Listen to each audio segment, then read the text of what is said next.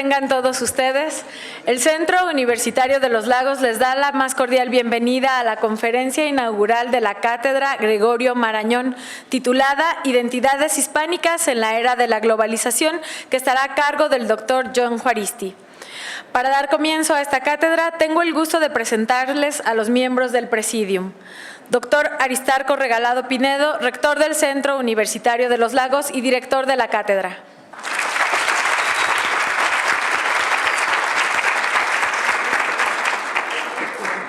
Doctor John Juaristi, ensayista, escritor y catedrático de Filología Hispánica.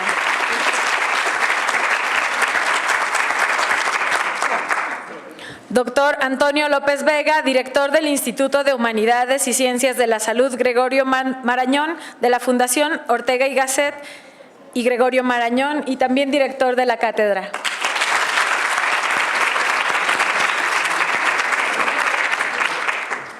Al frente de este estrado también nos acompañan la doctora Rebeca Vanessa García Corzo, secretaria académica del CULAGOS.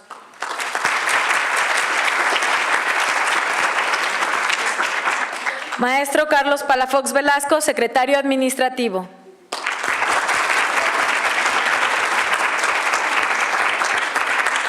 Doctora Egla Yaret Vivian Castro, directora de la División de Estudios de la Biodiversidad e Innovación Tecnológica.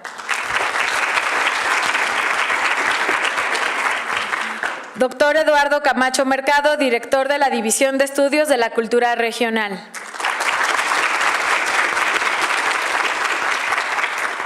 Un saludo para todos nuestros compañeros directivos, profesores, también para ustedes estudiantes y para quienes nos sintonizan a través del 104.7 de frecuencia modulada en Radio Universidad de Guadalajara en Lagos de Moreno. Para dar comienzo a esta ceremonia y conocer el contexto de la Cátedra Gregorio Marañón, escucharemos una breve exposición a cargo del doctor Antonio López Vega. Excelentísimo señor rector, excelentísimo señor Juaristi, profesor Juaristi, excelentísimas señoras y señores profesores, señoras y señores, alumnos, buenos días a todos. Es un placer para mí estar de nuevo aquí, en esta la que ya siento mi casa, en este Centro Universitario de Lagos, donde hemos constituido esta cátedra Gregorio Marañón, que, como seguramente ya conocen, ambiciona el diálogo interdisciplinar entre las humanidades y las ciencias de la salud en el amplio sentido del término. Este es, de hecho, un acto muy especial para todos nosotros porque en esta cátedra que me honro en presidir junto al rector de este centro universitario, es la primera intervención, el primer acto académico que celebramos, puesto que la cátedra fue firmada el pasado 26 de enero en la Universidad de Guadalajara, entre nuestras dos instituciones, la Universidad de Guadalajara y la Fundación Gregorio Marañón. Como sabéis, esta cátedra ambiciona acercar, digamos, el alto conocimiento académico, científico y cultural al mundo de eso que llamamos en español, ¿no? A una comunidad académica y científica en español, a ambos lados del Atlántico y con una amplia perspectiva disciplinar, como decía al principio de mis palabras. En este sentido, promovemos algunos programas de posgrado del ámbito de las humanidades y de las ciencias de la salud, con algunas becas para poderse cursar. Muchos de estos cursos además son online. También promocionamos determinadas actividades de proyección académica, científica y cultural, como el que hoy celebramos aquí. Pronto tendremos a otros destacados especialistas, pero es especialmente significativo y quiero subrayarlo. No es una cuestión cualquiera que tengamos aquí al profesor Juaristi. Ahora presentarán su extenso y laureado currículum vitae, pero déjenme que les explique también por qué hemos decidido invitar al profesor Juaristi a inaugurar esta cátedra. El profesor Juaristi es, en tiempos de larga duración, discípulo lejano, que creo que no lo conociste personalmente, de don Ramón Menéndez Pidal, que es, digamos, el origen de la filología hispánica en el mundo, con discípulos a lo largo y ancho del planeta, ¿no?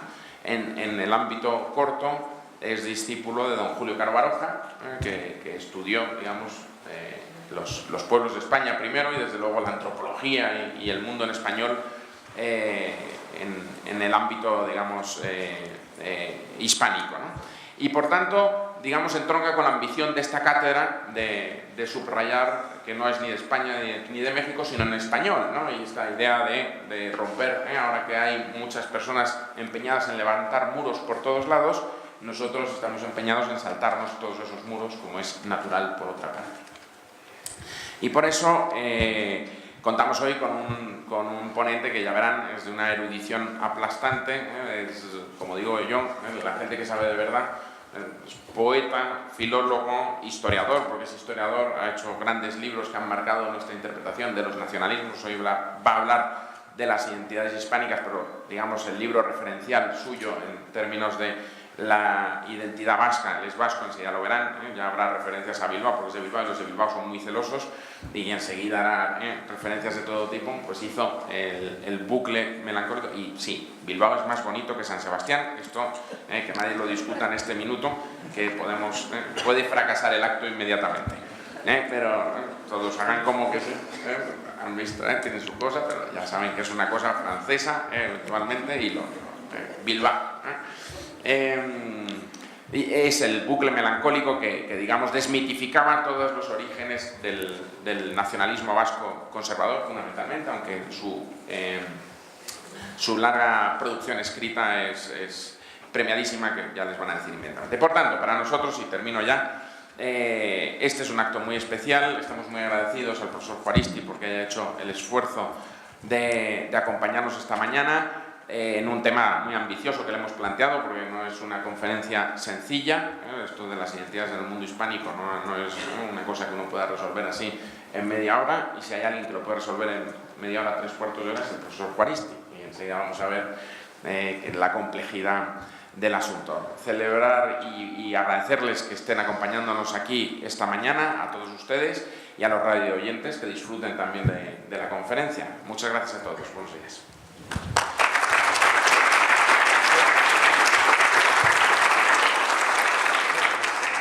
Agradecemos sus palabras al doctor Antonio López Vega, y a continuación solicitamos en el podium la presencia de la doctora Rebeca Vanessa García Corzo, quien hará la semblanza del doctor John Juaristi.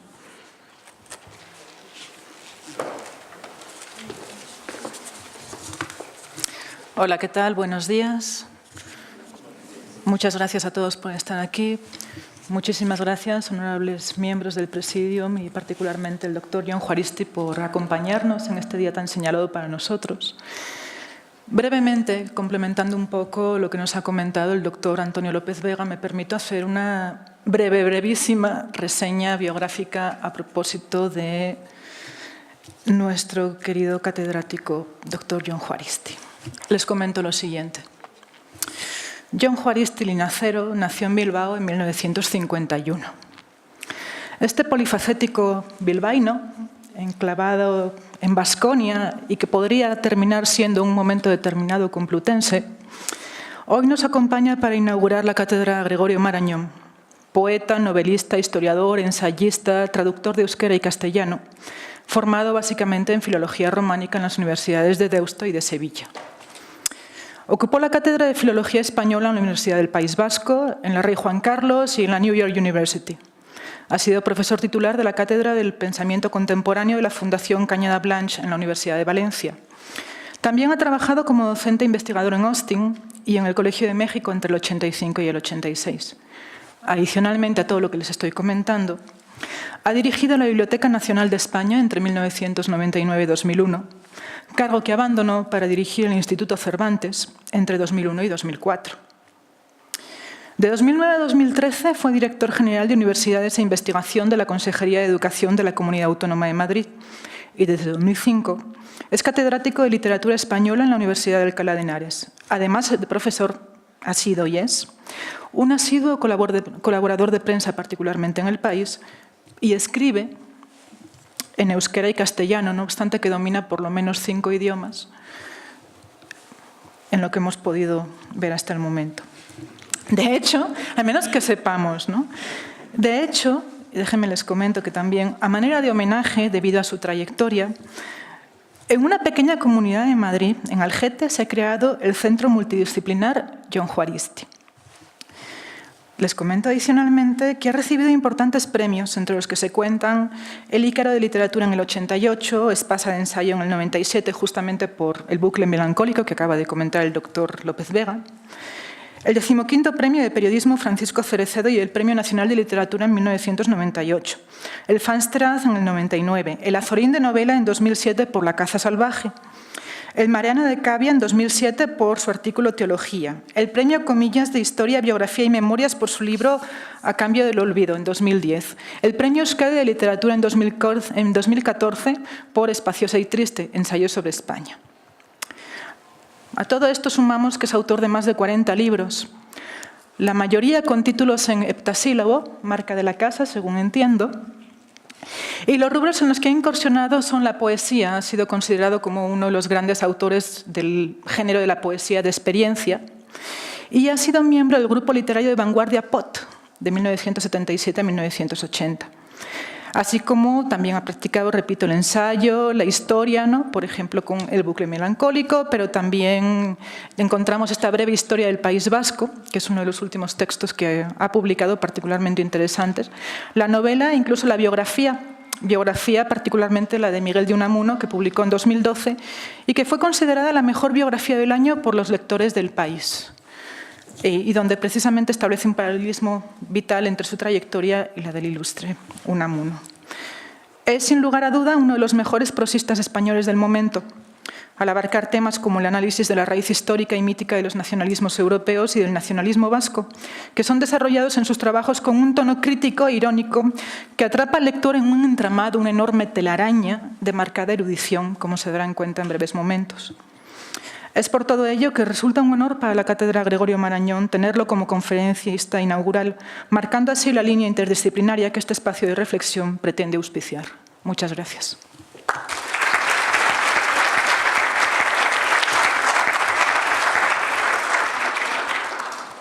Agradecemos a la doctora Rebeca Vanessa García Corzo y ahora los invitamos a escuchar la conferencia inaugural de la Cátedra Gregorio Marañón, Identidades hispánicas en la era de la globalización.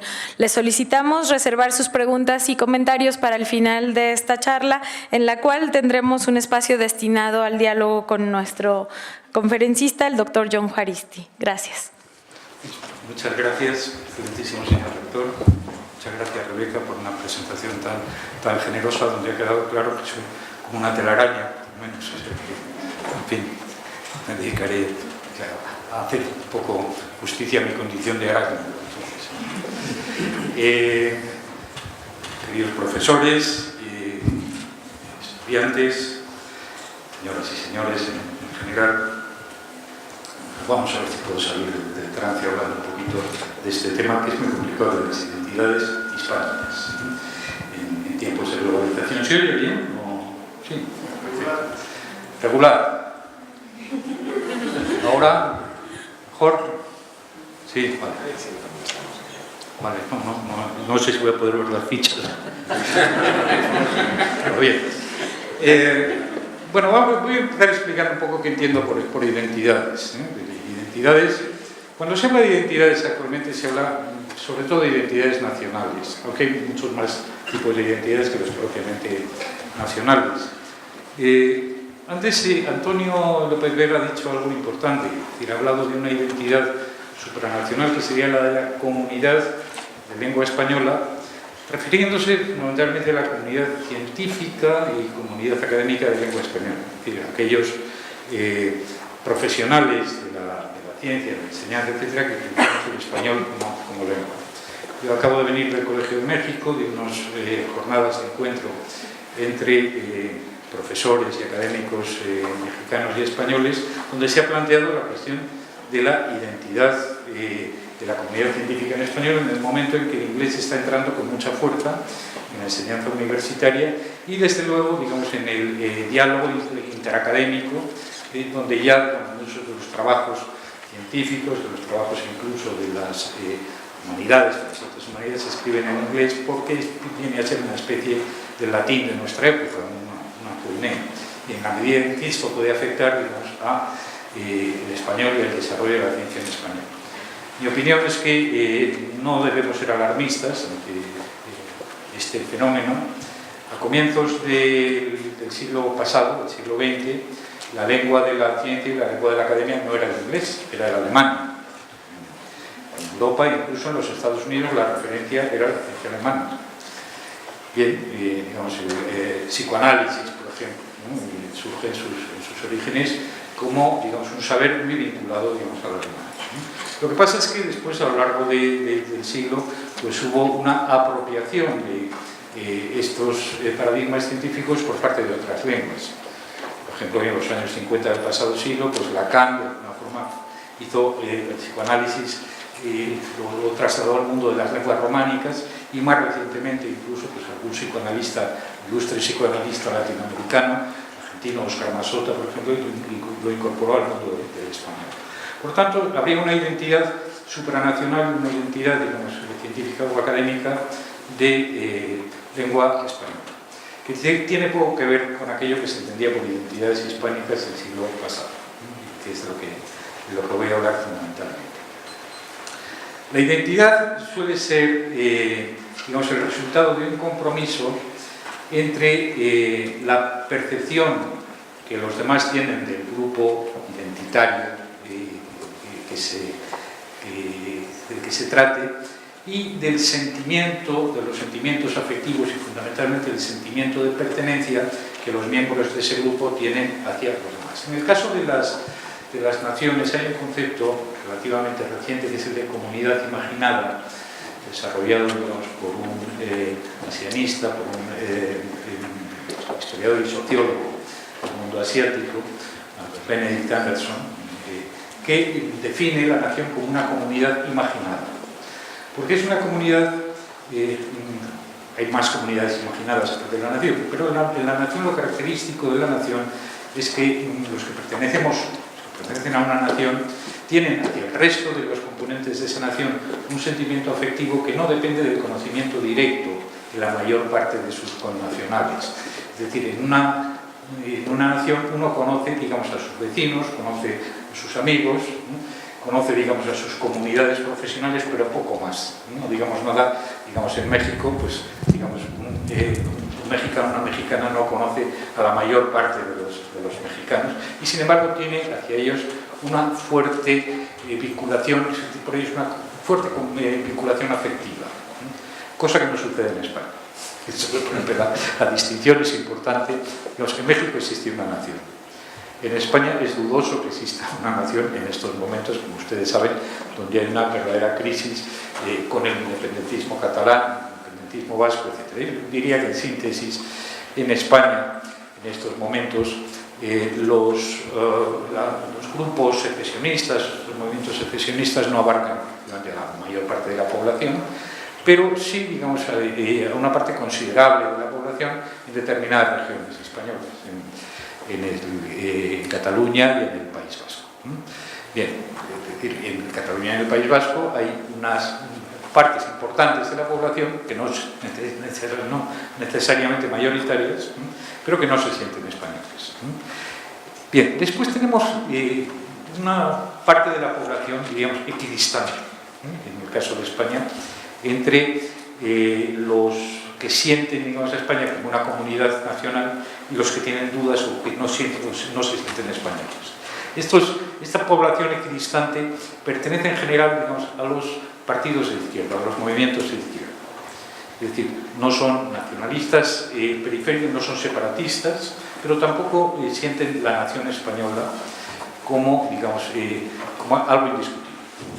Por ejemplo, en el caso del Partido Socialista Obrero Español, que es en estos momentos la fuerza más importante de la oposición en España, donde saben que gobierna un partido de centro-derecha, el Partido Popular, pero el partido más importante de la oposición, que está en trance de perder, digamos, la mayoría en la oposición, incluso es el Partido Socialista, un partido ya añejo, un partido veterano, que fue fundado a finales del siglo XIX y cuyos dos últimos secretarios generales, todos los más importantes, José Luis Rodríguez Zapatero, que gobernó en España desde el 2004 hasta 2011, y el actual secretario general, Pedro Sánchez, pues han reconocido tener muchas dudas sobre la existencia de España como nación. De hecho, José Luis Rodríguez Zapatero dijo que era muy discutible esto de que España fuera una nación, y Pedro Sánchez se ha metido, digamos, lo que llamamos los españoles, con perdón, un carajal, con una definición muy curiosa de España como nación de naciones. Es una especie de muñeca rusa, de babushka, un poco rara y difícil de definir en términos políticos. Bien, entonces hay una diferencia, para mí, clara entre lo que es la identidad mexicana, que es una fuertísima identidad nacional. Los mexicanos, indiscutiblemente, aparte de las identidades locales, tienen una fuerte identidad nacional. Es decir, uno puede ser el Lagos de Moreno y creer que, bueno, estar orgulloso de una identidad local que tiene, digamos, pues, sus aspectos culturales, artísticos, estar orgulloso de González León o de Mariano Azuela, etc., y al mismo tiempo sentirse muy mexicano. Esto en España es más peligroso. Digamos, cuando uno tiene una fuerte identidad local, está en riesgo de devaluar o de desconfiar o menospreciar, digamos, la identidad nacional. Yo diría que el problema en México es el Estado, pero no es la nación. Entonces tiene una nación fuertísima, indiscutible, es decir, todos los mexicanos se sienten mexicanos. No han tenido, por lo menos en épocas cercanas a nuestras, problemas de secesionismo nacional. Tienen un Estado un poco disfuncional, digamos, en ese sentido. Sí, no, esto es verdad. En España, por el contrario, digamos, el Estado es relativamente fuerte, aunque los gobiernos sean otra cosa, distinto. La gestión del Estado puede ser muy mala. Yo personalmente pienso que la de este gobierno actual es horrorosa, pero el Estado es fuerte. El Estado es fuerte. La nación es débil. Los vínculos nacionales son flojos y además hay una impugnación desde finales del siglo XIX en determinadas regiones que es importante, ¿no? Cuando Octavio Paz era embajador en la India, era diplomático en la India, embajador, se dio cuenta de algo importante, y es que el hinduismo, la religión en la India, tiene una función muy parecida al nacionalismo en México. Realmente, digamos, el nacionalismo, no se podría hablar con exactitud de un nacionalismo moderno en la India, pero la religión, el hinduismo, tenía, digamos, una función parecida en el sentido de crear una fuerte solidaridad, digamos, entre la población de la India, ¿no? Los musulmanes estaban excluidos desde la época de la independencia de la India. En el caso de España, como digo, el Estado funciona relativamente bien, por lo menos, digamos, en los últimos 40, 50 años, incluso durante el franquismo era un Estado fuerte, un Estado que aseguraba una cohesión que no existía, digamos, en términos de identidad nacional, que todavía hoy es dudoso que exista, pero se sigue hablando de identidad nacional, y yo quería referirme sobre todo a la identidad hispánica, pues se tiene por identidad hispánica, que es una identidad supranacional. Es una identidad supranacional vinculada, digamos, a una idea de una especie de identidad, fraternidad. Subrayo lo de fraternidad porque es quizá lo más discutible del invento, entre los distintos pueblos de lengua española. Lo que voy a hablar simplemente es de esa idea de hispanidad. Voy a saltarme muchas cosas porque yo creo que si me pongo a leer las fichas va a ser terrible. Voy a hablarles un poco de los orígenes, de cómo se forma esa idea de hispanidad o ese mito de la hispanidad, con qué función se crea, con qué intenciones, quiénes son los agentes que crean esa idea de hispanidad, ese mito de la hispanidad, a finales del siglo XIX y comienzos del siglo XX, y cómo ha entrado en crisis, si llegamos, digamos, por lo menos esa idea de hispanidad. Para empezar, hay un problema terminológico, como ustedes estarán perfectamente al tanto, es la idea misma de lo hispano, de lo hispánico, o de lo hispánico. En los Estados Unidos, por ejemplo, digamos, a la población de origen latinoamericano no se les llama hispanos, se les llamaba hispanos, en determinadas regiones se les tiene a llamar latinos. En general, lo de latinos es algo que surge también en el siglo pasado, sobre todo para hablar de las comunidades transnacionales de países con lenguas procedentes del latín. La idea surge en Europa, la idea de la latinidad fundamentalmente surge en la Francia de la segunda mitad del siglo XIX. Como ustedes saben, en 1870-71 hubo una guerra entre Alemania, que estaba formándose, entre Prusia y Francia, en la que salió derrotada Francia. Entonces esto produjo un enorme complejo de inferioridad en los franceses de la época, que se tradujo en la idea de una degeneración de las razas latinas, con bastante inexactitud, porque no hay raza latina, el latín es una lengua, no es una raza, digamos, en absoluto. Pero los franceses de esa época desarrollaron una especie de versión muy pesimista de la condición, digamos, de los países de lenguas latinas. Como una reacción ante eso, surgió después una especie de afirmación de la latinidad a finales del siglo, que curiosamente pasa a América no a través de las repúblicas de lengua española, sino a través de Brasil, etcétera, que podían incorporarse así a una especie de comunidad de las lenguas latinas. Lo de hispano está en decadencia en Estados Unidos, prácticamente el hispano se utiliza únicamente en espacios académicos. El término más popular es lo de latinos. Latinos somos todos, en fin, puertorriqueños, colombianos, mexicanos, etc. Hay otro término, es lo ibérico. Lo ibérico es aquello que procede de la península ibérica. Se habla de lo iberoasiático para hablar de las culturas, por ejemplo, filipinas, de las culturas sincréticas, bien, la arquitectura de Macao, por ejemplo, que es la arquitectura de los portugueses, etc. Bien, pero la cuestión es lo de la hispanidad. La hispanidad es un término que se forja a finales del XIX y que se pone muy de moda en la primera mitad del siglo XX, sobre todo, y que en la segunda mitad comienza a entrar en un declive verdaderamente importante. Bien, hay un gran poeta español en el siglo XIX-XX, poeta de la generación del 98, que se llamó don Antonio Machado. Machado son los poetas importantes en la España de finales del siglo XIX y comienzos del XX. Machado, cuando murió en el exilio, en Coyur, apenas terminada la guerra civil, le encontraron unos apuntes de los últimos poemas que había escrito.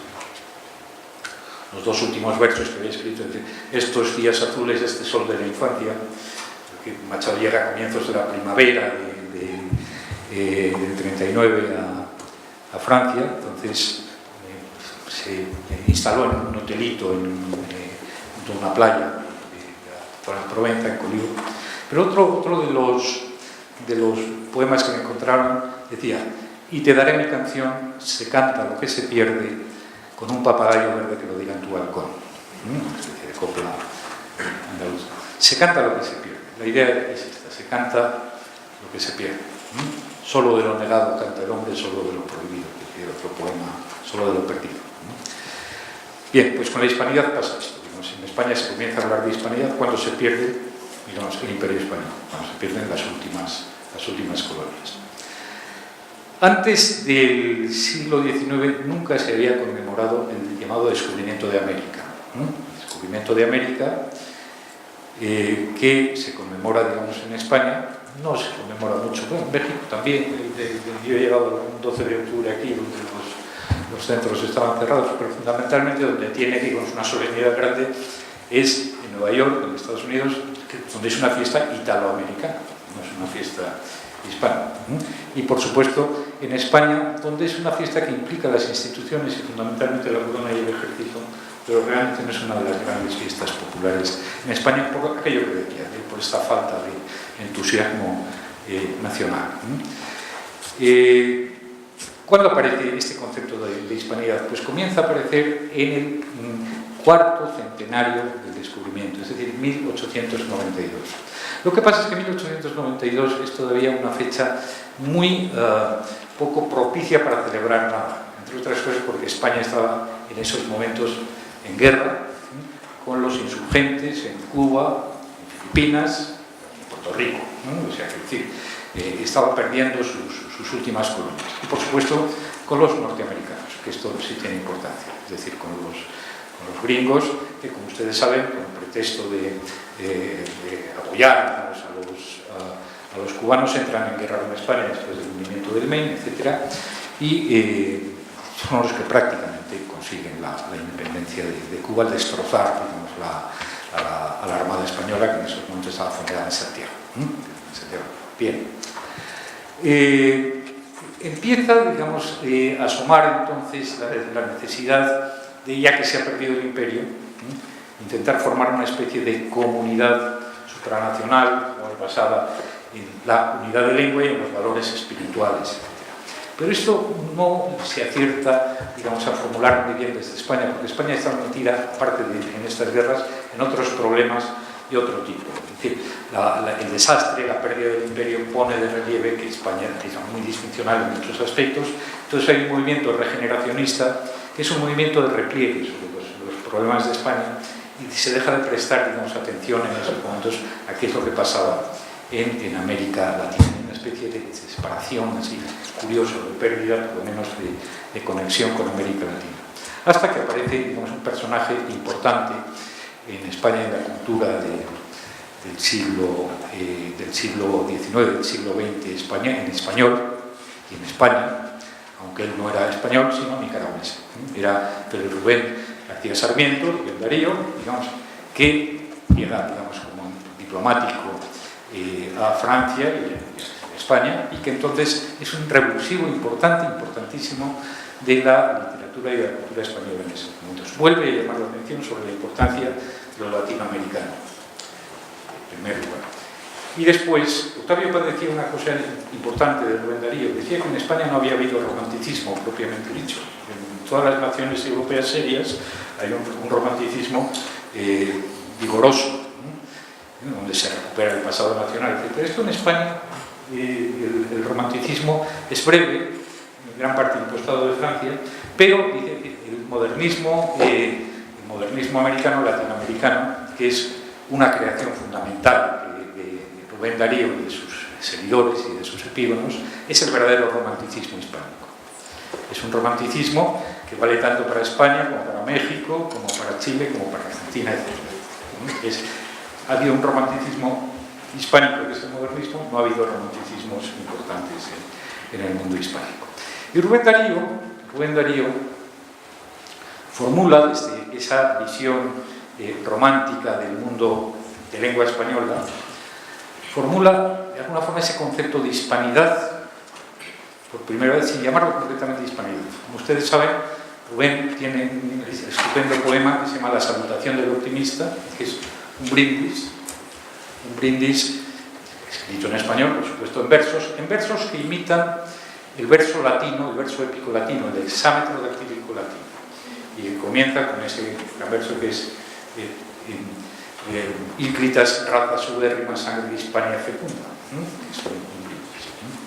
Bien, ¿por qué Rubén dice España? ¿Por qué no dice España, sangre de España fecunda? No dice España, en los cantos de vida y esperanza, porque España acababa de tener una guerra bastante seria, digamos, contra los cubanos, y contra los puertorriqueños, y había sido un siglo de guerras contra, digamos, lo que iban a ser las repúblicas latinoamericanas. Por tanto, Rubén, aprovechándose de que está utilizando, digamos, un remedio del verso latino, utiliza el término España, que era menos comprometido que hablar de España en esos momentos, aunque España y España es lo mismo. España es el término latino, como, bueno, pues Lusitania es el término por Portugal, Germania el término por Alemania, etc. Y aunque Hispania se acerca mucho a España, Rubén lo evita. En 1905, de todas formas, Rubén escribe otro poema importante que se llama La Oda a Roosevelt. Roosevelt del que habla no es Franklin Delano Roosevelt, sino Theodore Roosevelt, tío de Franklin, en principio, que había combatido en Cuba como oficial americano contra los españoles durante la guerra, y que después había viajado bastante por Latinoamérica, Brasil incluido, se había entrado en la selva del Brasil. Era, conocido, digamos, por su afición, digamos, a la aventura y a la caza, etcétera, etcétera.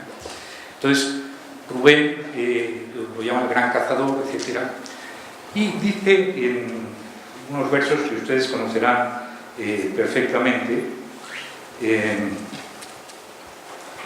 llama la oda, dice, eres los Estados Unidos, eres el futuro invasor de la América ingenua que tiene sangre indígena, que aún reza a Jesucristo y aún habla en español. Bien, en estos versos ya está compilado, digamos, todo lo que va a ser la idea de la hispanidad dominante y que se adopta en España con verdadero entusiasmo. Aún tiene sangre indígena, aún reza en Jesucristo y aún habla en español. Después dirá la América Nuestra, con la América Nuestra que tenía poetas desde los tiempos de Nezahualcóyotl, la España donde Cuauhtémoc dijo, la América de Cuauhtémoc dijo, no estoy en un lecho de rosas, etc. Hace bastantes referencias a México, pero sobre todo habla de la América Nuestra, que es la América Católica y la América Española. O sea, ya habla de lo español, no habla de España, pero habla de la América Española. Bien, ahí está, como digo, en síntesis, esa nueva idea de hispanidad. Esa nueva idea de hispanidad tiene 4 elementos. 4 elementos. En primer lugar está el elemento indígena. El elemento indígena, que por supuesto, en el momento de la emancipación no había sido muy importante, pero que va cobrando importancia con el tiempo y sobre todo con el modernismo.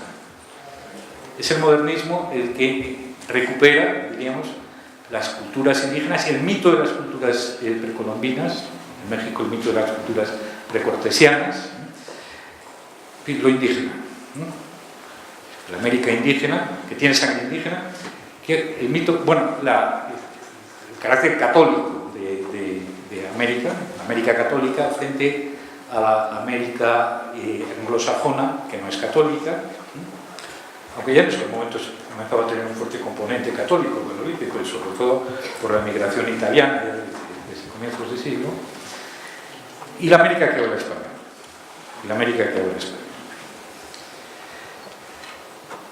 Después, en 1906, escribirá otra cosa, que en este poema de 1905 se mete mucho, digamos, con Roosevelt, y sin embargo, en 1906, en la Salutación del Águila, hará, digamos, una especie de alabanza de Estados Unidos como potencia ya hegemónica, y juega un poquito de una forma ambigua. Pero lo fundamental, como digo, son estos poemas, este tipo de Salutación del Optimista, o de Roosevelt, etcétera, lo que va dando los elementos básicos de este nuevo mito de la hispanidad. Es importante otro asunto que a mí me parece decisivo en la creación del mito, y es que Rubén es diplomático. Digamos, el mito de la hispanidad lo conforman escritores, fundamentalmente poetas diplomáticos latinoamericanos que van a España, poetas españoles que vienen a Latinoamérica y que son diplomáticos a su vez. Por ejemplo, ¿quiénes? Bueno, pues, por ejemplo, Alfonso Reyes, para encontrar un referente mexicano. Como ustedes saben, Alfonso Reyes, de 1916 al 24, está en España, digamos, como agregado cultural de la Embajada Española, trata mucho con Unamuno, con la gente del 98, que eran mayores que él, eran de una generación anterior, pero les aporta también desde México y desde la literatura mexicana algunos elementos importantes. Hay más, pero en fin, el cuarto elemento que me interesaba, de la parte de lo indígena, de lo católico y de la lengua española, en el caso de la hispanidad de Rubén Darío, es lo mítico, el mito propiamente dicho, el mito ancestral de América Latina. ¿Ese mito cuál es? No es ni el imperio azteca, ni es el imperio inca, es la Atlántida. La Atlántida. Es decir, Rubén Darío identifica América con el viejo continente aquel desaparecido del que hablaba Platón en el Timeo. América es el gran continente atlántico, el heredero de ese gran continente atlántico.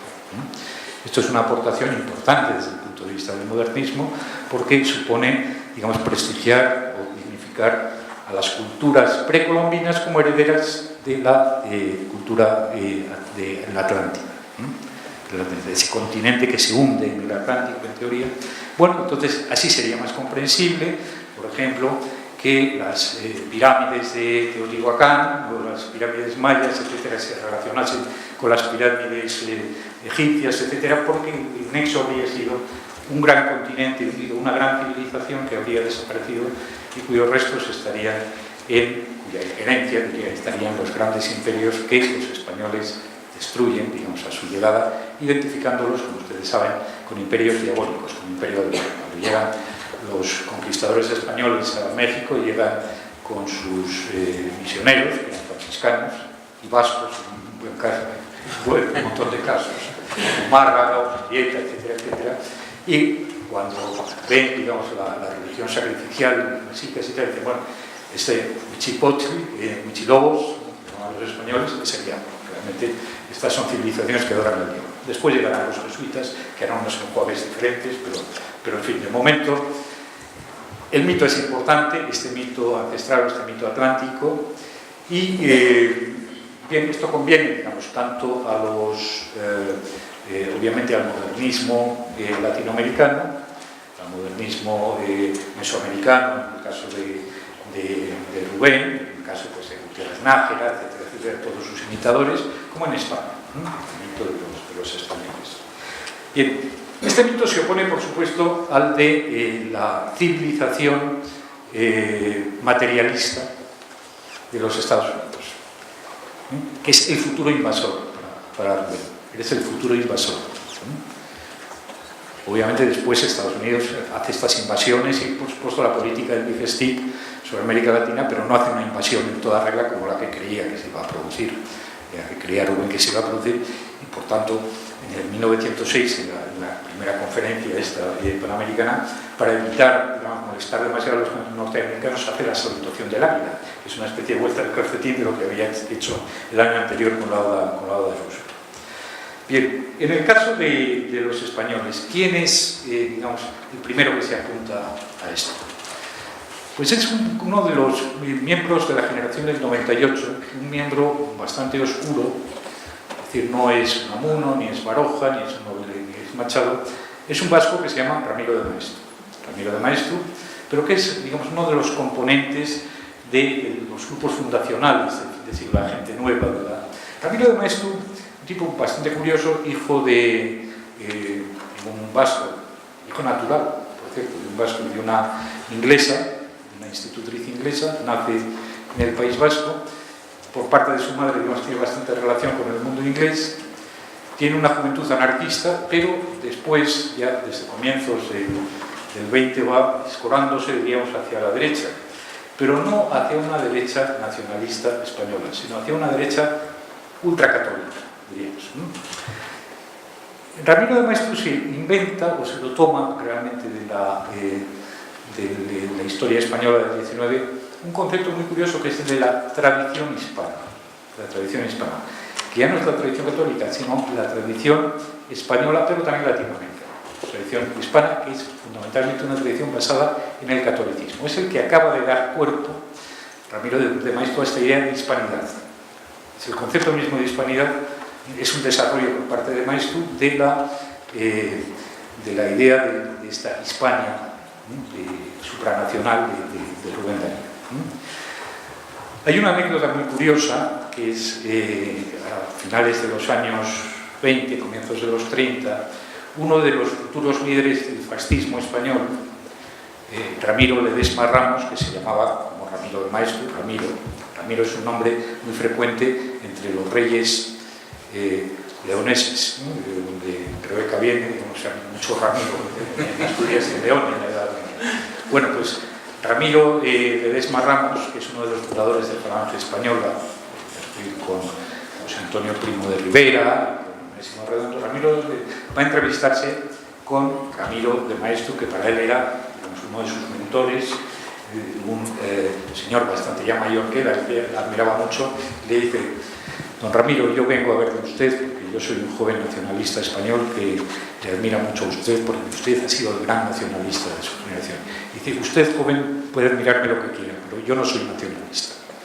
¿Por qué? Porque el nacionalismo es chusma y petróleo. Entonces, el nacionalismo es chusma y petróleo, y yo soy de la tradición hispana. Y la tradición hispana es Cisneros, es Isabel la Católica, es Santa Teresa de Jesús, Juan de la Cruz, Vitoria, Suárez, etcétera, etcétera, y eso no tiene nada que ver con el nacionalismo. Bien, es un intento de Maeztu de conformar una nueva ideología basada fundamentalmente en el catolicismo, y esto es una cosa muy curiosa. ¿Por qué? Porque realmente la Iglesia española no está interesada en absoluto, digamos, en proyectos y hispanidades católicas. De hecho, digamos, hay muy pocos eclesiásticos, muy pocos altos eclesiásticos que hayan tomado parte en la conformación de este mito. Curiosamente, buena parte de estos altos eclesiásticos son vascos, un pocos, pero la mayoría son vascos. ¿Por qué? Porque los vascos, como son algo así como el alcaloide de lo castellano y de lo español, pueden fingir que son nacionalistas, pero lo hacen general, o separatistas, pero lo hacen para asegurar el privilegio, ¿no? En estos momentos es la comunidad privilegiada. Ustedes tienen un caso en México muy interesante sobre el que ha trabajado un amigo mío, que es los tlaxcaltecas. Tlaxcala es algo así como el País Vasco de México. Es decir, durante el antiguo régimen antes de la independencia era la provincia, era una provincia de indios, se llamaba, estaba gobernada por el cacicazgo autóctono, por los españoles. Estaba privilegiada porque los tlaxcaltecas habían conquistado México para España. Es decir, cuando los 300 españoles de los que hablaba Carlos Fuentes entran por un desfiladero de Anáhuac, todos llenos de sudor y de polvo y de porquería, que por muchos caballos que trajeran podían conquistar una ciudad que era más grande que el París de la época. La conquistan los tlaxcaltecas. Estaban verdaderamente hartos de los aztecas, entonces la conquistan y, por tanto, digamos, la corona española los privilegia. Los convierte Tlaxcala en Nueva Vizcaya. Y se les da, digamos, una foralidad que es calcada de los fueros vascos de la época. Bien, pues ese tipo de hispanidad era lo que le interesaba un poco a Maeztu, ¿no? Volver a una especie de gran comunidad hispana, prenacional y católica, y fuertemente católica. Y en este es otro de los elementos importantes de la constitución de esa idea de hispanidad. Una tercera figura que tendrá también una importancia fuerte es Ramón Menéndez Pidal, del que ha hablado antes Antonio López Vega. Ramón Menéndez Pidal era un filólogo, es el gran creador de la Escuela de Filología Española, quizá el lingüista de lengua española más importante del siglo pasado. Ramón Menéndez Pidal no era un estructuralista, jamás ni se enteró de que existía el estructuralismo, afortunadamente para él, pero en fin. Entonces, pero a Ramón Menéndez Pidal le empezó a preocupar algo bastante, le empezó a preocupar Argentina. Empezó a preocupar a Argentina, ¿por qué? Porque los argentinos, que eran muy nacionalistas, no tanto como los mexicanos, en esos nuestros, pero bastante nacionalistas, empezaron a hablar de la posibilidad de crear una lengua nacional argentina. Es decir, una lengua nacional argentina basada fundamentalmente en ¿qué? Pues no tanto, digamos, en la literatura formal y académica del 19, como en la tradición ya perdida, se canta lo que se pierde, no se olvide, de la literatura popular del gauchaje, de los gauchos, que habían desaparecido. Los gauchos habían desaparecido en la guerra contra el Paraguay, o sea, no había quedado ninguno. No había quedado ningún viejo argentino que hablase la lengua de los gauchos. Había gente que la recordaba, como José Hernández, como Oscasuri, que eran poemas reconstruyendo esa lengua. Bien, en la Argentina de comienzos de siglo, hasta los años 30, etc., hubo fuertes grupos nacionalistas, criollistas, los martinfierristas, por ejemplo, que trataban de impulsar en connivencia, digamos, con estos gobiernos supranacionalistas y militares, sobre todo en su momento, digamos, una lengua argentina frente al español. Entonces, Menéndez Pidal lo que hizo fue movilizar a sus huestes por Latinoamérica, empezando por Argentina, pero después por todas partes menos por México. ¿Por qué por México no? Pues porque México en esos momentos era un polvorín. Era el México de la Revolución, donde bueno, pues, los españoles que eran incautos, los amigos de Menéndez Pidal, pues no querían meterse por ahí. El último que vino fue Valle-Inclán, que es otro miembro de la generación del 98, no demasiado, digamos, adepto a estas ideas de la hispanidad, pero que hizo algo importante según se entiende. Escribió una novela que se llama Tirano Banderas, inspirada digamos, en el doctor Francia, en el dictador paraguayo, pero, digamos, es escrita, no sé si ustedes han leído. ¿Cuál? ¿Perdón? No. Valle Inclán escribió una novela que se llama Tirano Banderas, como digo, inspirada en la figura del doctor Francia. No sé si ustedes la han leído. El español que utiliza Valle Inclán es un español sacado de los diccionarios de las academias de la lengua de toda la... Entonces es un español inexistente, donde hay términos argentinos junto a términos chilenos, junto a términos venezolanos, caribeños, mexicanos, etc. Es decir, como dice un amigo mío mexicano, es una típica novela de la Chupín, que hace una cosa absolutamente absurda, que a título de curiosidad vale, pero como fórmula de una coine literaria latinoamericana, una lengua, no sirve para nada. No sirve para nada. Bien, además, ¿para qué tiene que servir? Quiero decir, el español, una de las grandes ventajas del español frente al inglés, frente al chino, frente al árabe, frente a las lenguas internacionales, que a pesar de que hablamos de una forma distinta, y que hace que ustedes nos albureen cuando venimos aquí, que nosotros les imitemos imitando a Cantinflas y estas cosas, pero hablamos la misma lengua y además nos entendemos lingüísticamente muy bien. Otra cosa es que tengamos problemas de entendimiento político y demás, pero la lengua, el español, frente a todas las demás lenguas internacionales, es la lengua que tiene más unidad, cosa que es curiosa, porque es una lengua policéntrica.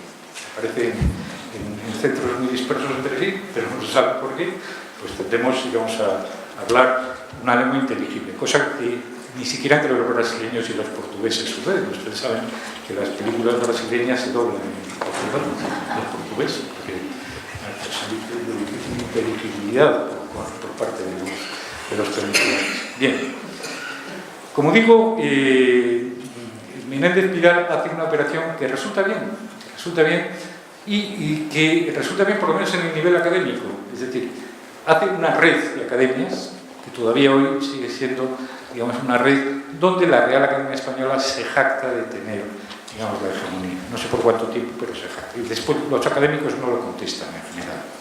Esto en algunos países, en Argentina muy claramente, derivó en el hecho de que los buenos escritores argentinos, que no eran académicos ni academicistas, eran muy nacionalistas, e incluso un poco anti-españoles, o por lo menos contra la idea de hispanidad, como Borges, no se adhieren a la Academia Argentina. Hay una especie de divergencia, digamos, en Argentina entre académicos, pero en el caso de las academias de la lengua, digamos que sí, que refuerzan esa idea de una hispanidad lingüística. Otro elemento importante voy a hablar solamente muy rápidamente de dos poetas españoles de los años 20 y 30. Los dos son vascos, cosa que tampoco no debía suponer ninguna sorpresa. Como digo, ya los obispos que se habían interesado por la hispanidad, por ese concepto de hispanidad, eran obispos vascos como Monseñor Zacarías Vizcarra Legorra, que escribió una colección de 50 himnos posibles para la hispanidad, una locura absoluta. Bueno, estos otros dos poetas también eran vascos. Uno se llama Ramón de Basterra. Es un personaje que tuvo su importancia en la aparición de la simbología falangista, aunque él murió antes de 1930. Murió en 1928, era diplomático, obviamente. Era diplomático, él había sido el primer secretario de delegación en Rumanía, con la que España no tenía relaciones diplomáticas, no la tuvo hasta el año 18, después de la Gran Guerra, de la Primera Guerra Mundial, y después fue también secretario de delegación en la Embajada de España en Roma y embajador en Caracas. Estando en Caracas, el año 24, publicó un libro que se llama Los navíos de la Ilustración y que es, digamos, el gran texto sobre la hispanidad, sobre la identidad hispánica en los años 20. Era muy de derechas, Basterra, y tengan en cuenta que en 1924 en España hay una dictadura militar, la dictadura del general Primo de Rivera. Y empieza a haber dictaduras ya en América Latina, dictaduras militares preocupantes. En esta época, Uriburu tomará el poder en Argentina frente a Irigoyen en el año 30, pero bueno, había esta especie de fermento ya en Chile con Altamirano. Bien. A los militares, este mundo del pretorianismo latinoamericano, les cae simpática la idea de hispanidad. ¿Por qué? Porque suponía la posibilidad de hacer una inmensa red de poderes militares que se apoyasen unos a otros. Incluso a los que en su origen habían sido antiespañoles, como los peronistas. Después, Perón tuvo un aliado indispensable en Franco, ustedes saben. Franco, que ideológicamente pues, era muy distinto de Perón, pero digamos, ambos eran militares, ambos eran pretorianos de alguna forma y ambos se apoyaban mutuamente. Empieza a haber, digamos, este sesgo autoritario fuerte, digamos, hacia los años 20, y Basterra es un caso clarísimo. Vamos a ver, Basterra, aparte de los navíos de la Ilustración, era un poeta del modernismo, el seguidor de Rubén Darío, refrenado, y Basterra toma la idea de Rubén Darío de hispanidad y le da un sesgo un poco distinto. Basterra dice, bueno, vamos a ver, la América Católica, para él, no se opone a los Estados Unidos, sino al mundo del protestantismo en general. Digamos, la América Católica es el gran arma, digamos, de la Iglesia Católica para combatir, digamos, el mundo del luteranismo, del calvinismo, etc. Y el arma fundamental no es tanto, digamos, la población en sí, como el gran ejército que dirige esa población hispana, tanto en América como en España, que son los jesuitas. Los jesuitas. Por primera vez, digamos, Basterra dice claramente que aparte de los ejércitos pretorianos que pueden servir para defender a las repúblicas respectivas, hay un ejército mucho más importante que es la Compañía de Jesús. Basterra, el libro que escribe sobre los navíos de la Ilustración es un libro sobre la Compañía de Caracas, que es una compañía comercial, fundada por vascos, cubanos. Y la Compañía de Jesús es la variante, digamos, militar religiosa de la Compañía de Caracas, que son el ejército, los soldados negros del Papa, es decir, los jesuitas. Los jesuitas, cuyo fundador obviamente era vasco y por tanto, digamos, un hispano auténtico que pertenecía a la España anterior a España, ¿no? Es decir, que es una especie de Atlántida española, para entendernos, ¿no? Bien, Basterra, que había sido alumno de los jesuitas, como yo mismo, etcétera, como buen bilbaíno, toma esta idea. Dice, bueno, ¿qué es lo que hace el catolicismo? ¿Qué es lo que hace el catolicismo? El catolicismo en América hispana, da la primera fórmula política viable ya en el antiguo régimen, antes de la independencia, para lo que podían ser las sociedades hispanas en América, que son las reducciones jesuíticas, es decir, lo que se llama la República Jesuítica o las Repúblicas del Sol, es decir, esta forma de encuadramiento y de disciplinamiento de las poblaciones indias, de las poblaciones indias convertidas, en principio esta sombra este embrión de República Católica que termina mal, como ustedes saben, en el 18 la monarquía se elimina, pero digamos, ¿cuál es el modelo de las reducciones católicas en América? Entonces Basterra lo dice muy claramente, somos los vascos el modelo de las reducciones jesuíticas. San Ignacio se fija en lo que habían sido los vascos en el siglo XVI, es decir, una parte de España, como los tlaxcaltecas en México, bien convertida al cristianismo, muy cristianos todos, que hablaban una lengua muy rara, como el guaraní, que los jesuitas, digamos, los evangelizan y los encuadran en vasco, como en América lo hacen con las lenguas amerindias, y que dan una fórmula interesante, digamos, para, digamos, seguir en la hispanidad americana. Habla de Basterra, de dos hispanidades distintas. La hispanidad escita, los escitas eran los bárbaros europeos de las llanuras pónticas. Cuando se refiere a los escitas españoles habla de los vascos y de la lengua escita, y la hispanidad india. Pero son dos fenómenos paralelos y en los dos, digamos, la intervención de los jesuitas resulta fundamental. Otro personaje importante, y con esto voy terminando porque creo que es, no voy a seguir adelante, es Juan Larrea. Juan Larrea es un poeta, acaba de estar, el doctor Regalado acaba de estar en Córdoba, que es donde terminó Juan Larrea como profesor en la Universidad de Córdoba, una universidad de los jesuitas en su origen, magnífica, un claustro colonial precioso. Entonces, Juan Larrea era un bilbaíno, nacido, digamos, a finales del siglo, en 1895, ya de una generación posterior a Basterra, casi, y que había sido bibliotecario de la Universidad de Deusto, de los jesuitas. Es uno de los primeros vanguardistas españoles y de los introductores del surrealismo en España. Lo trae, digamos, a Estados Unidos, perdón, a Estados Unidos, lo trae, no a Estados Unidos, es decir, en Estados Unidos habían estado los Bretón y compañía en la misma época. Bretón había pasado por México, como ustedes saben. Larrea se va a Perú y se va después a Argentina.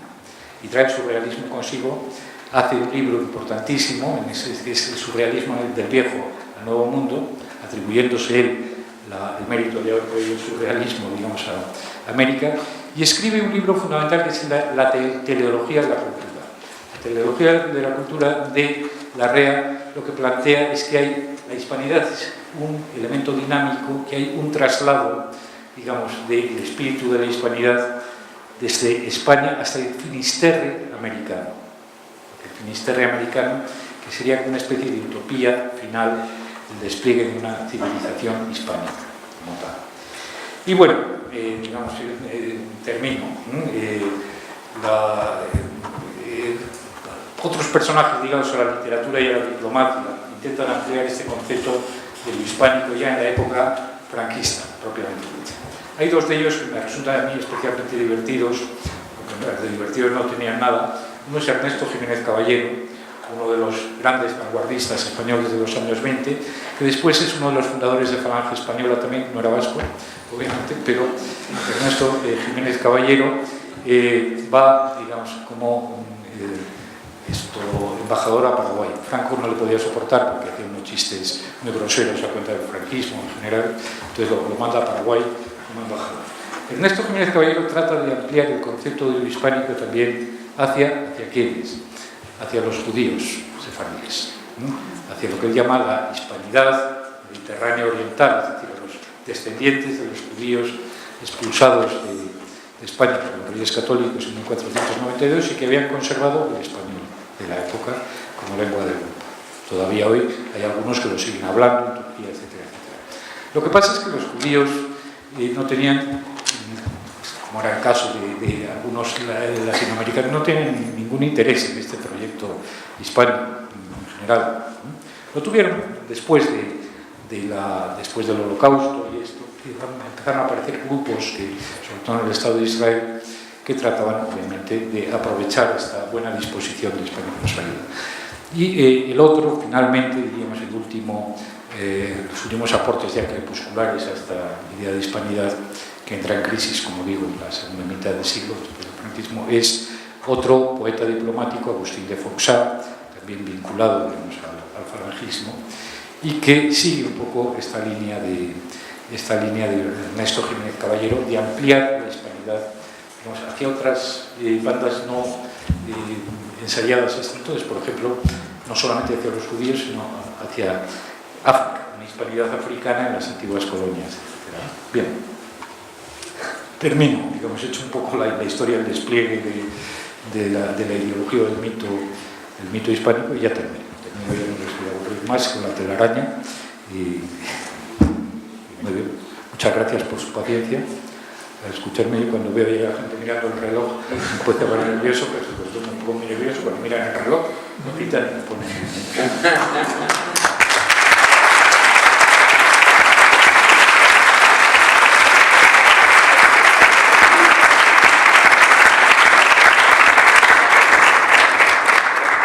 Agradecemos al doctor John Juaristi por esta exposición y a continuación abrimos un breve espacio para el diálogo con el doctor.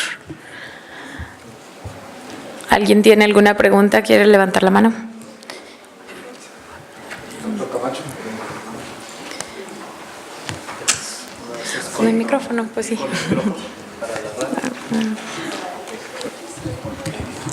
Este es el micrófono.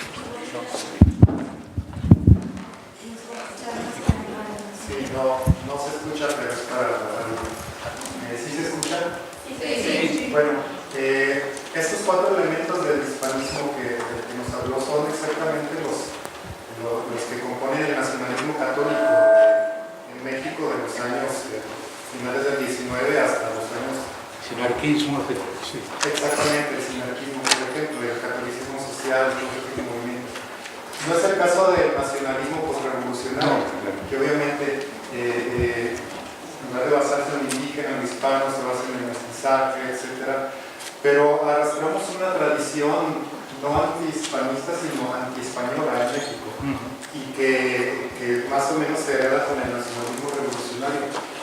Pero hay un momento en el que se resuelve, entonces quiero saber si coincidimos en eso, lo que tiene que ver precisamente con la guerra civil española, porque este antiespañolismo ya no existe en México. Sí, sí, con los refugiados. La llegada de los Exactamente, yo refugiados. creo que ese es el momento en el que se resuelve. Sí, vamos a ver, yo creo que México intenta dar, desde México se intenta dar una respuesta original, esto que es fundamentalmente Vasconcelos, la raza mestiza, la raza cósmica, etc. Por mi raza hablará mi espíritu. Que incorpora elementos del modernismo, anterior del modernismo, digamos, a lo Darí.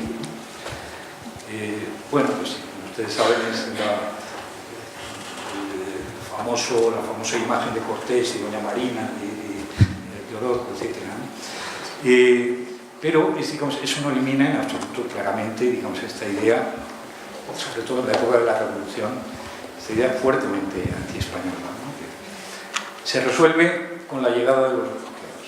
Y ahí, digamos, dentro de la cultura mexicana tiene un papel importantísimo Octavio Paz. Octavio Paz va a España en el año 37 con Elena Garro, asiste, digamos, al Congreso de Intelectuales Antifascistas. Curiosamente en esos momentos se siente comunista, pero no trotskista en absoluto. Y es ya en los años 40, con la llegada de los refugiados, donde Paz comienza a tener, digamos, unas relaciones importantes con un sector de los refugiados, que es el sector, diríamos, antiestalinista, ¿no? El sector de los Gironella, Kuyangorkin, etcétera, etcétera. No eran exactamente trotskistas, pero como si lo fueran. Bien, a partir de ese momento, digamos, el problema de los refugiados españoles es que están divididos en México también.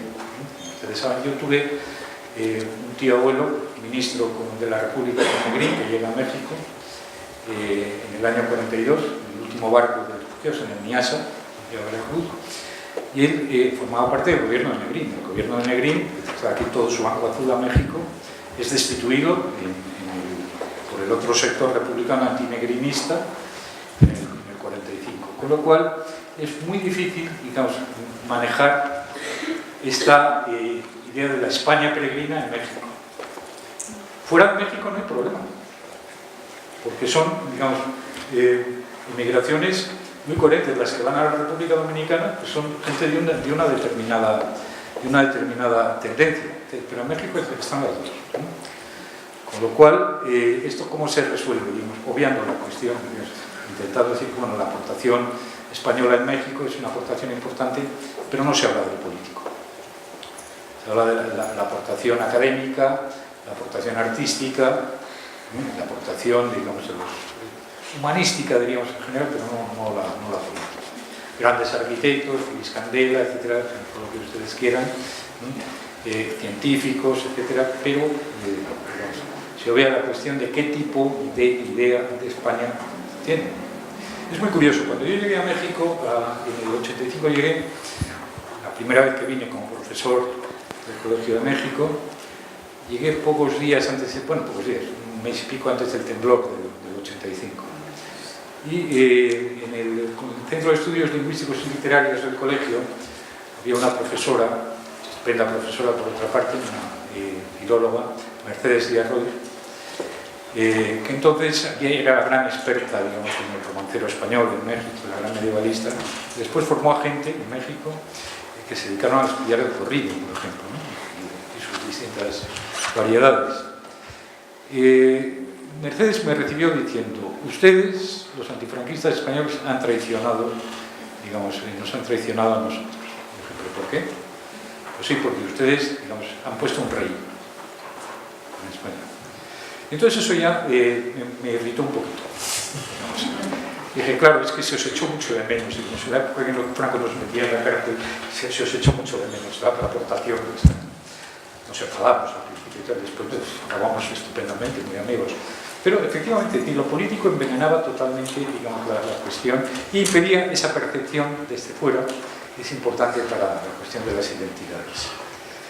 Octavio Paz era un antiestalinista a tiempo completo, con lo cual estaba pegado con la mitad del exilio español en México. Había un problema incluso de encaje, ¿no? Es decir, mis primos, hijos de ministro de la República, estudiaron en el liceo francés en México. ¿Por qué? Porque no tenían la idea de quedarse en México. Y ellos querían volver, no se sentían parte de México. No se sentían parte. Tuvo que pasar, digamos, un tiempo para que, digamos, los descendientes de los refugiados se integrasen perfectamente en lo mexicano como un componente importante de lo mexicano. Distinto de esta idea de hispanidad, por supuesto, que no compartía en absoluto, que aparece, digamos, con Rubén Darío y con esto, y que está ligada al integralismo militar, ¿no? Sobre todo al franquismo. Pero es verdad, en ese sentido, que lo más cercano a esa idea de hispanidad estaría en el mundo del sinarquismo, estaría en el mundo de la derecha católica mexicana.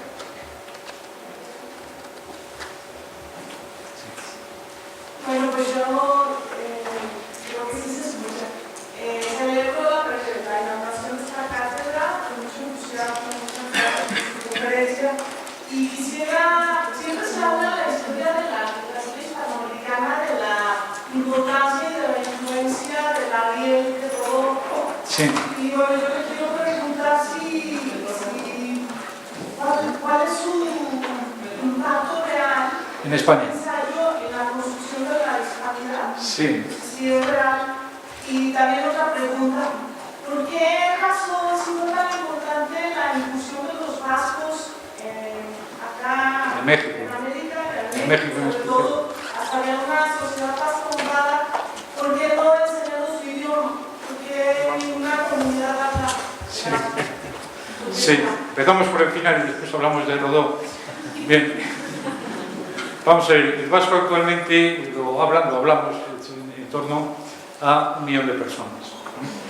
Lo hablamos, quiere decir que muchas personas lo han aprendido en la escuela, etcétera, pero no lo utilizan habitualmente, cosa que es bastante lógica, ¿no? En todo este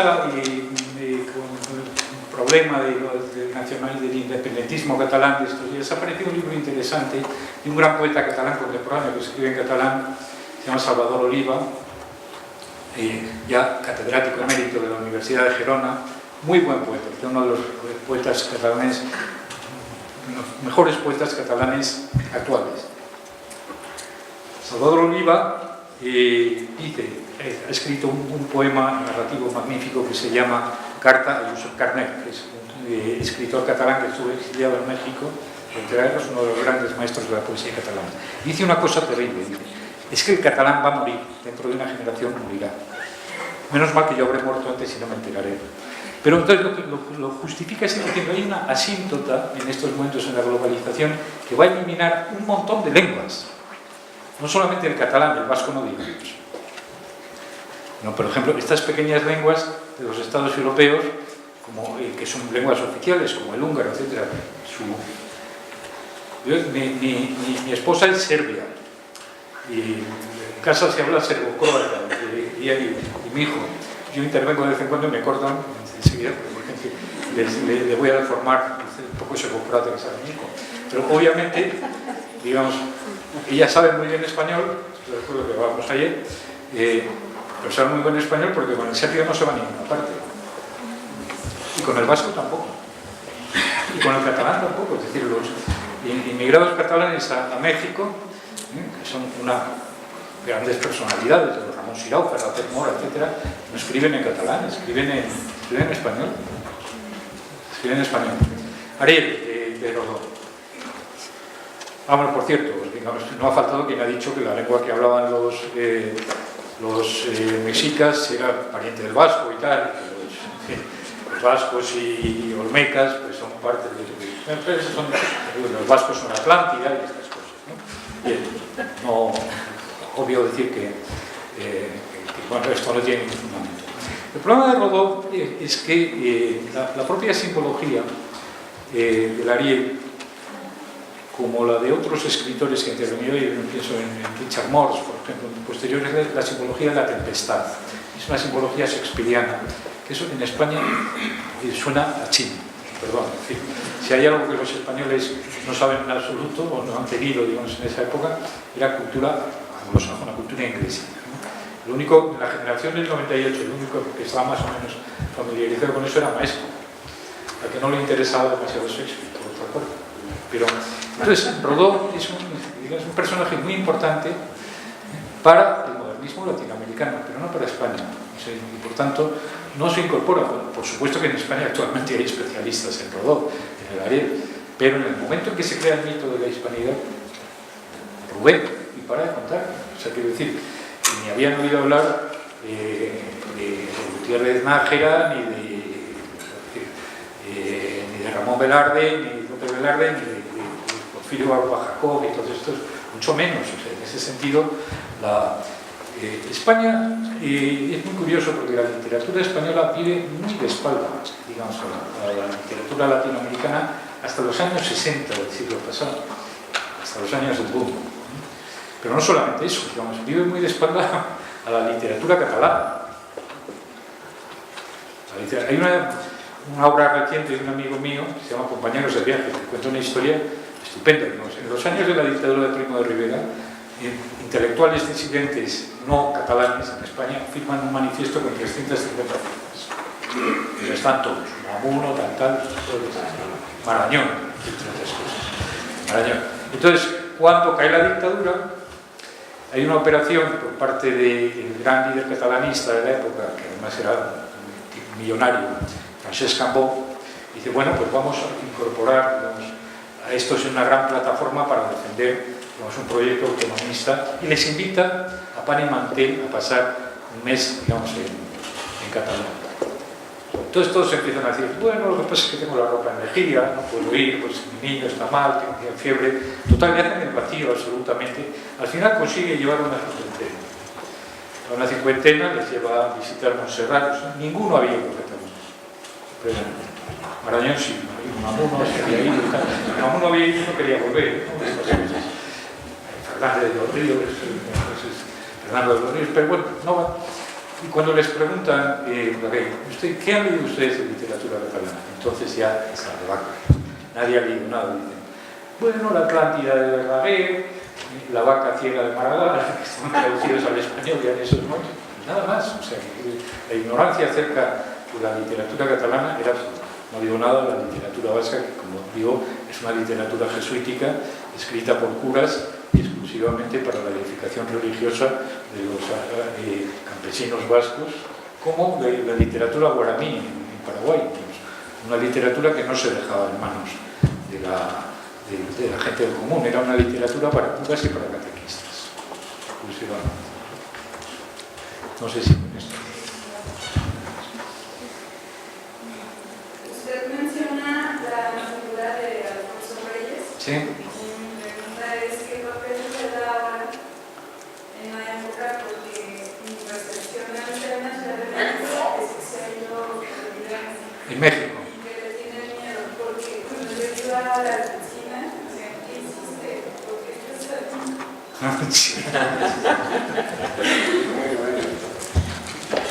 Sí, no sé, digamos, en España Reyes tiene digamos, un prestigio ganado, pero sobre todo por su relación con los escritores españoles de esa época.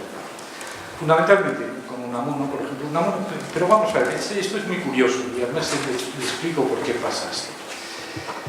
El problema es que los escritores en español no tienen acceso a la que llaman la República de las Letras en Europa. La República de las Letras es una especie de gran comunidad supranacional de escritores en distintas lenguas europeas muy prestigiosos que publican en editoriales francesas, inglesas, etcétera, etcétera. Los escritores en español no tienen entrada. No tienen entrada ahí. ¿Por qué? Digamos, porque a nadie le interesa la literatura que se escribe en esos momentos en España ni en Latinoamérica. Los latinoamericanos como Rubén Darío, o después Huidobro, etcétera, que van a Europa en el siglo XX, que van a París, que es en París donde se puede el asunto, se dan cuenta con horror que allí Primero, nadie habla español, no les interesa lo que están escribiendo, algunos se asimilan al mundo de la literatura francesa, pero son pocos. Y en cambio a Reyes y a Unamuno se les ocurre una cosa muy interesante cuando Reyes está de secretario de la Nación en Madrid, y por qué no, digamos, una comunidad literaria, una república literaria exclusiva para los españoles. Bien, se habla de esto. El problema es que las vicisitudes históricas en esos momentos lo hacían imposible. ¿Por qué? México estaba en plena revolución en 1916. En España la dictadura de Primo de Rivera comienza en el año 23 y Unamuno se tiene que exiliar. Y se va a Francia, donde está, digamos, hasta la llegada de la República. Entonces ya las conexiones se pierden. Hay una correspondencia interesante. Una correspondencia muy interesante. Es decir, Unamuno le llega a decir a Reyes en una carta que realmente eso del nacionalismo vasco se lo inventó él, o sea, Unamuno, porque no sabía nada de esto, pero digamos, el problema es ese, que la conexión falla, ¿no? La conexión falla y solamente comienza a haber algo, como decía el doctor Camacho, con los refugiados. Los refugiados sí tienen, digamos, una conexión inmediata en México con algunos escritores, mexicanos, no todos, obviamente. Hombre, yo cuando llegué a México ya no había problema. Mi primer libro de poesía lo publiqué aquí con El Pico del Tucán, que era una pequeña colección de Feña, en su momento, Víctor Manuel Mendiola. Entonces conocí a los poetas mexicanos de mi edad, porque en México se conoce, en Ciudad de México, inmediatamente a todo el mundo. En fin, pero antes, digamos, y esto no pasaba con la generación que se inventa la hispanidad, es curioso, porque la generación que se inventa la hispanidad, sí, de Rubén Darío, sí, es un maestro común. Es un maestro común. Pero Rodó no, Reyes tampoco, digamos, son gente que queda bastante lejos en esos momentos. Rubén sí, pero Rubén se echa hasta una novia española, ¿no? Y aparece en la literatura, es uno más de la generación del 98, en España, ¿no? Era del año 67, es de la edad de Unamuno, Unamuno del 64. Se caen más o menos simpáticos, a Valle pues le cae mal porque me pisa la manguera, como se dice en España, intenta meterse un poco en el campo que Valle quería dominar, pero a Juan Ramón Jiménez muy bien, Antonio Machado estupendamente, Pío Baroja no digamos, ¿no? O sea, hace muchos amigos, pero es Rubén. Y los demás pues, que son bastante más jóvenes. O sea, Reyes es del año 95, podemos recordar. Moreno en 59. Entonces, bueno, pues es una generación que no tiene que ver con la que crea la hispanidad. Él llega, es un diplomático, esto lo que viene, escribe sobre España, descubre la política española, pero como proyecto de crear la República de las Letras, la República de las Letras en lengua española, que no funciona. Y no funciona, digamos, ¿por qué? Digamos, porque el mundo, digamos, de lengua española en la época es un mundo agitadísimo políticamente. Es un mundo de revoluciones, un mundo de pronunciamientos militares, un mundo de guerras. O saben ustedes, Valle Inclán, que viene a México, donde, en fin, en Veracruz se encuentra Valle Inclán. Tenía, digamos, una especie de fervor, digamos, por las mujeres y se enamora de las mexicanas inmediatamente cuando llega a Veracruz. Entonces se queda mirando fijamente a una muchacha de Veracruz y ella le dice: ¿me estás soñando, la Chupín? Sí, maravilloso, probablemente se lo inventa Valle Inclán. Pero sobre Valle Inclán tuvo una pelea con un escritor muy de segunda fila en España, Manuel Bueno, que le dio un golpe. Se peleaban mucho los escritores con los bastones. Había bastones de estoques, que se enrollaba la empuñadura del bastón y salía un estoque, una espada, ¿no? Bueno, pero esto es un bastón normal. Entonces, un periodista y escritor que se llama Manuel Bueno, que reunió con Valle Inclán, salió de una tertulia, le dio un golpe con un bastón en el brazo. Y contaron a la fortuna que Inclán llevó unos gemelos en la camisa, y uno de los gemelos se le clavó en el brazo, lo gangrenó y le tuvieron que cortar el brazo en el brazo. Entonces Valle Inclán desapareció, dijo: no, es que iba a México y lo he perdido en la revolución, estaba luchando. O sea que se creó una mitología personal, ¿no? En México, además con bastante en fin, bastante ingenuos, ¿no? Y imaginaciones. Agradecemos al doctor John Juaristi por esta conferencia magistral a propósito de las identidades hispánicas en la era de la globalización, y a continuación escucharemos al doctor Aristarco Regalado Pinedo, quien nos dará un mensaje y realizará la entrega de la constancia al doctor John Juaristi. Gracias, buenas tardes. La conferencia que hoy dictó el intelectual y poeta John Juaristi, sí se puede ser intelectual y poeta a la vez, además. Marca el inicio de las actividades de la Cátedra Gregorio Marañón, que las autoridades de este centro universitario de Los Lagos, no solo la rectoría, sino también las secretarías académica y administrativa, tuvieron el acierto de gestionar junto con la Fundación Ortega Marañón para tener en este recinto personajes de talla internacional con pensamiento y obras de relevancia para todos los interesados en las áreas de humanidades y de ciencias médicas. A nombre de la Universidad de Guadalajara extiendo también el agradecimiento al doctor Juan Miguel Villarmir, presidente de la Fundación Ortega Marañón, al doctor Julio Iglesias de UCEL, vicepresidente, al doctor Antonio López Vega, amigo y director del Instituto de Humanidades y Ciencias de la Salud, por las gestiones correspondientes para hacer posible la existencia de esta cátedra, en la que participa también la Fundación Universidad de Guadalajara. Pues gracias, doctor John Juaristi, por su presencia, gracias por esta conferencia, pues que verdaderamente ha sido magistral y que nos deja reflexionando sobre parte de nuestra existencia y nuestra identidad, pues prácticamente intelectual, que se construye en las Hispanias. Y bueno, en este campus estaremos agradecidos siempre por su presencia y reconocemos su trayectoria siendo el conferencista magistral con que arrancan las actividades de esta cátedra, que tendrá otros participantes más a lo largo del año.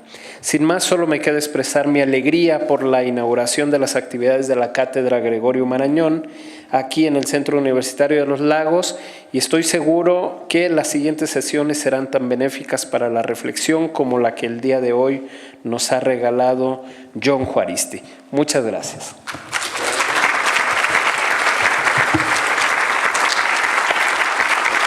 ¿Me entrego yo? Y bueno, le hacemos entrega de una constancia por su participación, por impartir la conferencia inaugural de la Cátedra Gregorio Marañón, Identidades Hispánicas en la Era de la Globalización, firmada por los dos directores de esta cátedra. Pues un aplauso nuevamente para ellos.